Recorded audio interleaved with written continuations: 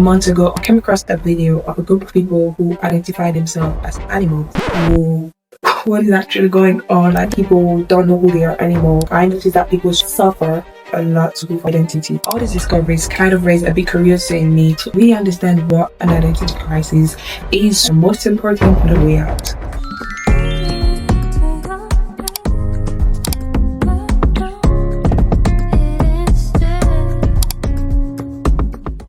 Hello girls, welcome back to She's podcast. I'm just so happy to be back in front of this camera and be in front of you guys. I really hope you guys are doing well, because are having a great time and enjoying your summer. Because God brought us to the middle of the year. I really hope you guys were able to enjoy and have a great academic year.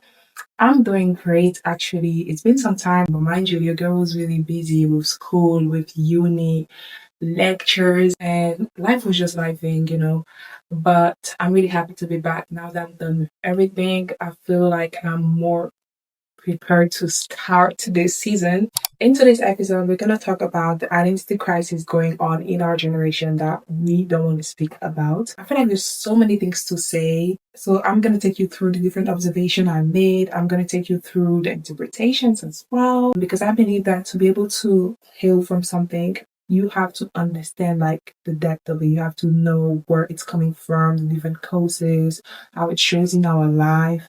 And most importantly, we're going to speak about the way out. Because yes, there is one and only way out to save us from this crisis happening.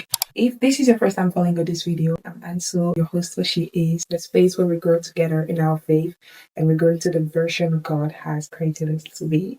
I invite you to stay connected if you want to be part of this journey. Don't forget to subscribe to all our accounts. Without waiting any more time, let's jump into our subject. What if I told you that our identity was disrupted before we were born? Yes, this is shocking truth that I discovered just some time ago in the Bible, more precisely in Genesis 2. So in the beginning, God created earth, heavens, and everything that we see here. And he decided to do something that was really marvelous, to create another type of being that would bear his image. So mind you, among all the other creatures of God, human beings were the only creature who have God's image, meaning that we look like God. He created us to be like him, to rule and have dominion on all these other creatures, to be like kings on earth, and also live in communion with him. But this was until something happened. Yes, something that will change everything. The first being that God made decided to disobey and sin against God. So this is where our identity shifted from beloved creatures to sinful creatures. This might seem like a small change. It had a huge impact on all humanity. So now I'm not shocked anymore when I see all the things happening in this world, because I'm like, okay, this makes sense. Coming back to our realities, to the thing currently happening, I noticed that people don't know who they are anymore, which make them shrink into identities that were never theirs. And there's also one particular thing that I wanted to share with you that made me go like, whoa, what is actually going on? Like, this was, I think, a month ago or two. I was on social media. I was just scrolling on my phone and I came across a video of a group of people who identify themselves as animals. My curiosity made me want to stay and watch. So I stayed for some time. I watched the video to the end and I saw that it wasn't a joke. Like, people were really acting as animal. People were dressed up as animal. I saw some dogs. I saw some cats. People were barking. People were jumping. And I was like, wait, what? What am I just watching? It was funny to me. I'm not gonna lie. It was funny to me. But when I took the time to make the research, I understood that the will of becoming an animal is related to a deep identity wound of not knowing who they are. Those people ended up like that because of past traumas, or maybe previous experience, or maybe the way they feel excluded from society, they feel misunderstood. Mind you, this is just one example, but how about the other cases that are happening around us that maybe we don't really pay attention or we don't know about? Just so many other examples that show how people feel deep inside, and it's so bad. All these discoveries kind of raise a big curiosity in me to really understand what an identity crisis is truly. So I saw that an identity crisis is a period of deep uncertainty and confusion about your sense of personal value. So I have a question for you. Have you ever been in a period where you started questioning like the person you are, or maybe you started questioning your values, your character, the way you act, the way you feel things, the way you maybe think, your beliefs, and also think about like your own self? I don't know about you, but it's a yes for me. And lately, I've been having a deep period of self introspection whereby I was thinking a huge part of the person I am today was highly related to my childhood experience. So this brings me into one of the first things that had a huge impact on your identity, which is your childhood. Our brain undergoes its fastest and most critical development in that stage because it provides the very first data point of how we see life, how the world work. So everything happening at a particular time of our life can have a huge impact on the person you become, or maybe the way you see things, or your personalities, choices you make, and how you see life as well. And I think I have a perfect example for that I believe I'm ready to share, I believe I'm ready to speak about. So in my childhood, I lived a very traumatic experience, which was the loss of my dad when I was just 7 years old. I remember I was a very little girl, and when that happened, when my dad passed away, I didn't have this maturity to think that it was just a loss, or maybe to think that it was just his time to go back to God and his time on earth was over. I indirectly saw it as an abandonment, and I know that this created a big emptiness in me growing up that made me wanting to fill it with people, friends, men, and stuff like that. But it also influenced my way of seeing life, my way of thinking, and also how I see the presence of a man in my life. I needed to feel that someone was present for me to feel better. I needed to feel that I was loved. I needed to feel that I was accepted. And there were also the part of my childhood where I also experienced some physical abuse. These highly influenced my way of thinking, my way of seeing life, my way of trusting people. And mind you, I made the link just some time ago. Like what I'm telling you some time ago, it's not even 3 months that now I see things differently. So imagine all this happened like 15 years ago, but it followed me up to now in my 20s as an adult and had a huge impact in my teenage life. So, coming back to the period of questioning who I was and the things I was doing, the choice I made, and stuff like that. When I made the link with everything that happened to me in my childhood, it was kind of easy for me to give it all to God so that God can heal me. Because at first I knew I was how I was, but I didn't know like where it was coming from. So I had to dig in my mind. I had to think to remind myself of traumas, of stuff that I actually buried in my heart.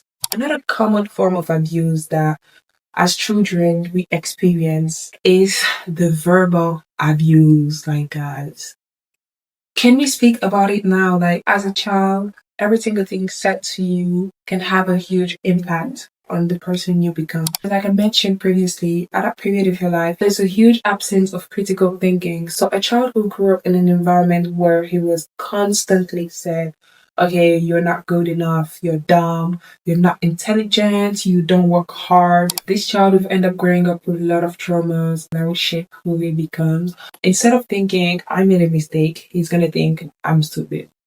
He's gonna think, no, I'm not good enough. No, mom or dad didn't want it to correct me because I did this wrong, but it's because I'm bad, or maybe it's because I'm like this and like that. So from all this, we can see now how our childhood is very precious because a big part of the person they become in the future is related to their childhood. Another area that I believe have like a great impact of the person you become as well is our society. Guys, society, I don't know. I feel like it's getting worse and worse and worse and worse every single day because we live in a society that will establish norms and expectations that are considered acceptable, and if we don't fit into those expectations, it's like we have a problem, we have an issue. And I'm not okay with that. I feel like this is not right because it creates a certain pressure on people to conform. And this pressure will end up having a big impact on the person you become. And I believe I have an example that perfectly fits in this particular case study, which is the choice of our future career as young people. So, one thing that I'm sure of is that God placed in every single person the desire, the passion, the things that will directly link you to the person you're supposed to become. So all your interests, everything, as you grow up, you discover them. And then when you reach a certain period of your life, you have to make a choice on your career or maybe your things you would like to do in the future. And everyone is different. Like everyone don't have the same purpose of life. Some careers are considered better than others, or maybe some careers are considered like a good career compared to others. And I feel like this is not right. Think of a young boy that maybe grew up with a passion for music or football. However, if his environment or his parents or the people around him place a greater value in careers such as medicine, engineering, law, and stuff like that, he may end up living his dream or maybe living what God placed on his heart, his passion, to fit into what they think is a good career. And all this reflect conformity to societal expectation rather than God's perfect plan. And this is something that as parents we must understand. God is a perfect father. God is a responsible father, and God knows what is best for his children. And before you became the parent of your child or your children, God is and will forever be his father. So God placed the desires of what he thinks is best for that child in the child's heart. And us as parents, we have the responsibility to fulfill this task and make God's will come true in our child's life. And I feel like parenthood is a huge responsibility because God is trusting you so much, a lot to give you a child, to give you one of his child for you to take care of him. So when your child comes to you and speak to you about a new passion, a new interest, you have to go and seek God first before telling him, no, I don't think you should do this. I don't think art is good for men. I don't think football is good for you. I don't think music will bring you somewhere. Like God knows what's best for his children and we put that in our hearts. So we don't have to let what society think is the perfect career end up deciding what's best for our child. I know for a fact that if my son comes to me and speak to me about a particular interest, like I'm gonna seek God first to know, okay, God, this is what he told me. He's your son, like guide me. Is it really what you want for him? Or maybe ask God, God, like what do you have in store for this kid? Like what is my responsibility as a mother? Like what can I teach this kid? What can I tell him so that he will enter his destiny and his purpose? And I believe God is going to guide us. So this was a little bracket for parents, but yes, we shouldn't let society, we shouldn't let what people say is good influence our life and our choices. And this is something I learned as well, that I believe that we must know so that we might take the good decision for our future kids and also for our little brothers, little sisters, and also for us parents as well. And last but not least, guys, social media. We can't speak about identity crisis without speaking about social media. That's so possible. Social media was originally created to help people connect and communicate over the internet, but now it became something else, and I feel like we must talk about it. For someone that is already bad, when they go on social media, they feel worse because they'll just go and see a perfect life, people living happily, people pretending, and they'll just be like, oh, maybe it's just me, maybe I'm the problem, maybe. And it will create a huge sense of comparison. And one other thing is that it creates a high dependence of validation. Yes, the likes, the sharing, the comments, like you feel that you're beautiful when you go out there and people like your stories, people comment, people share. You start seeking approval from strangers and stuff like that. From just a communication platform. It became a kind of safe place for some people. Why the only safe place we must have is God. So when all this is happening, I feel like maybe this is just God doing his thing, like bringing a sign like, oh, hey, these can be your safe place. Strangers can be your safe place. Come back to me. And I truly believe that God wants to do something in our generation, especially the Gen Z. Like, God really want to bring back the focus on Him and want to restore our identity because our identity is never found in a platform. So I'm like, okay, maybe this not too bad. But I know all this sounds sad. I know all this sound like so many things happening, so many things going on. Like, are we gonna be all right? Is everything gonna be okay? And this brings us to the last part of this video, which is the way out. Because yes, there is actually a way out. You shouldn't be discouraged. You shouldn't feel so sad because God actually did something to restore your identity. And this is the good news I want to share with you today. But before, I want to tell you a short intro that you must know, which is God sees you. Yes, God sees you. He does. And when I say God sees you, I'm talking about He sees your heart. He sees all what you're going through. He sees every single details of your pain, your suffering, of you not knowing who you are anymore, of you struggling with your insecurities. And He made you, He knows your heart, He knows every areas of your heart, every areas of your life, every trauma that you're running from.